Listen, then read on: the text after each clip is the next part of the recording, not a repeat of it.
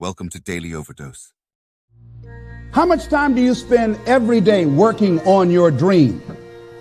In the last 90 days, how many books have you read? In the last year, what new skill or knowledge have you acquired? What kind of investment have you made in you? You don't want it badder than you want to party. You don't want it as much as you want to be cool.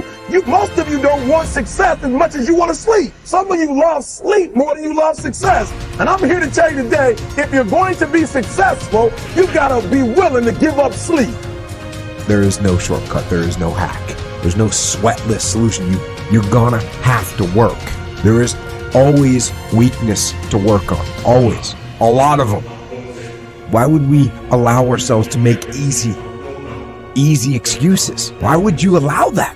Are you going to make today count? Because that's all you can control. And that's all that matters. It doesn't matter where you start, guys. It doesn't matter what talents you're born with. It's about where you finish. And this race isn't over. It's not over. You could still come in first in the marathon. But you gotta start today. You gotta start now. You have everything you have. Everything you need is inside you. But I realize that doesn't mean just because you don't think you're good enough doesn't mean you can't be good. Doesn't mean you can't be great. Doesn't mean you can't carry on. But it's not going to always be like this. Your condition is not your conclusion. Nothing is impossible. So you have to decide before you leave, what's that first thing that's been impossible for you? I want you to attack it and overcome it. Because if you run from the adversity that you're going through today, you'll forever be at that level in which you're going through for the rest of your life. One day you'll look back on your life and appreciate the struggle and have nothing but gratitude for everything that happened along the way. And you come to recognize that in return, you're given the chance to earn the greatest edge of all, and one that can never be taken away. You have enough right now to change your life. You have enough right now to flip this world upside down. You have enough. You got enough power. You got enough anointing. You got enough grace. You got enough patience. You got enough gifting to make your money, get out of debt, get yourself together, and change everything about your world. Realize that you have the ability to make an impact. You have an opportunity to change that story in your head. Put yourself out there, because when you do, amazing things happen. The essence of life is growth. The essence of life is growth, to do the best you can.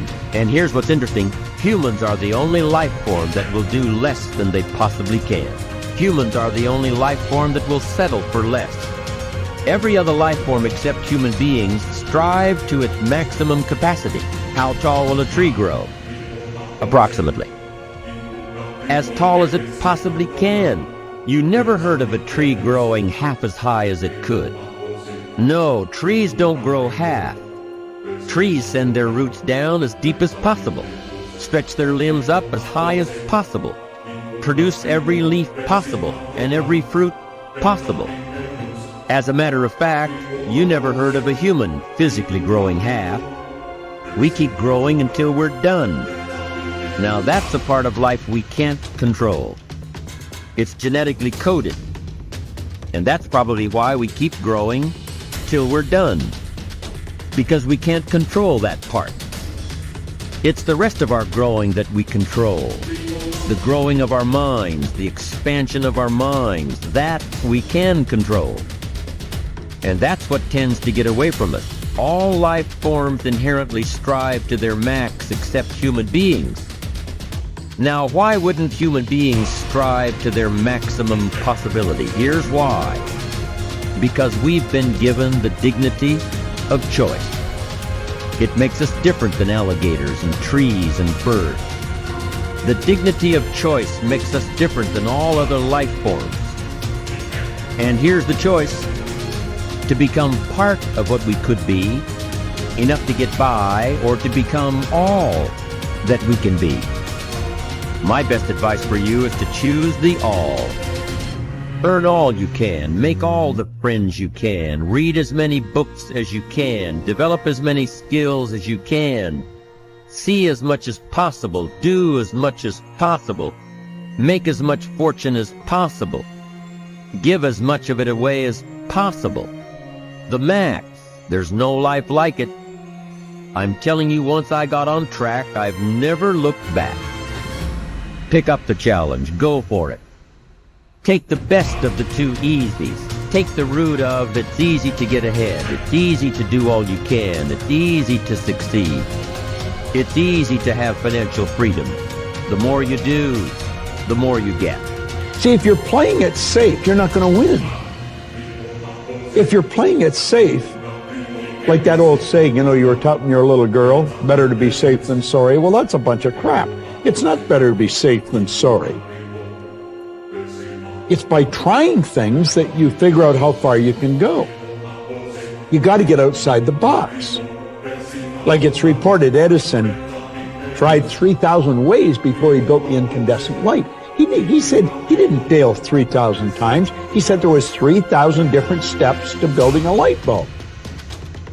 Well, there's different steps to get to where you're going. And I really do treat winning and losing exactly the same. I do not let it upset me.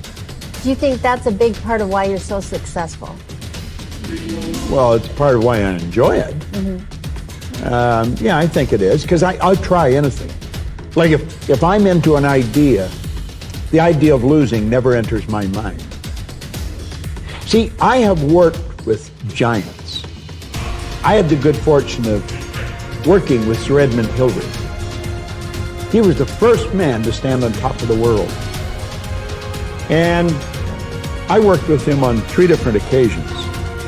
And the only difference in Ed Hillary and Bob Proctor is in his size. Now, he's gone now, but he was a big man. And he shook hands with me. His hand wrapped right around mine. I felt like a dwarf, you know. And talking to him, like it never entered his mind he wouldn't get to the top of the mountain. But he failed in 1951. He failed in 1952.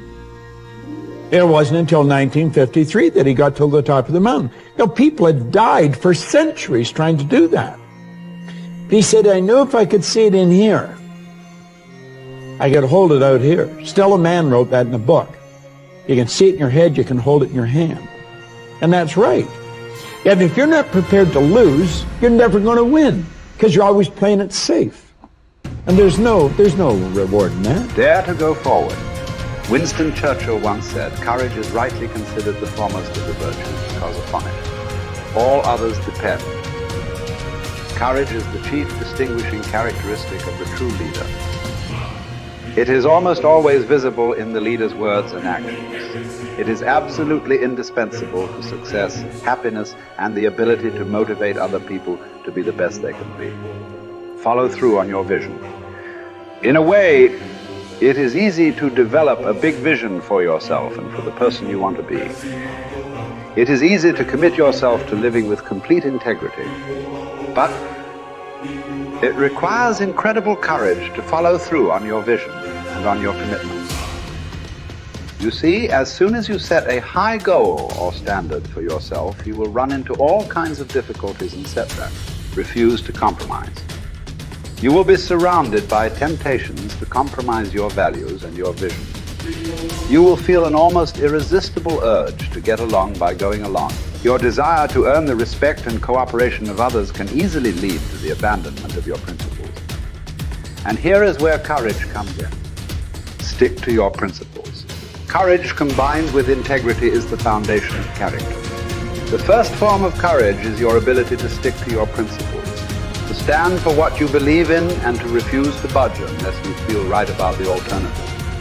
Courage is also the ability to step out in faith, to launch out into the unknown, and then to face the inevitable doubt and uncertainty that accompany every new venture. Avoid the comfort zone. Most people are seduced by the lure of the comfort zone. This can be likened to going out of a warm house on a cold, windy morning. The average person, when he feels the storm swirling outside his comfort zone, rushes back inside where it's nice and warm. But not the true leader. The true leader has the courage to step away from the familiar and comfortable and to face the unknown with no guarantees of success. It is this ability to boldly go where no man has gone before that distinguishes you as a leader from the average person. This is the example that you must set if you are to rise above the average. Thank you for watching our videos. Please like and subscribe to our channel so you won't miss another video.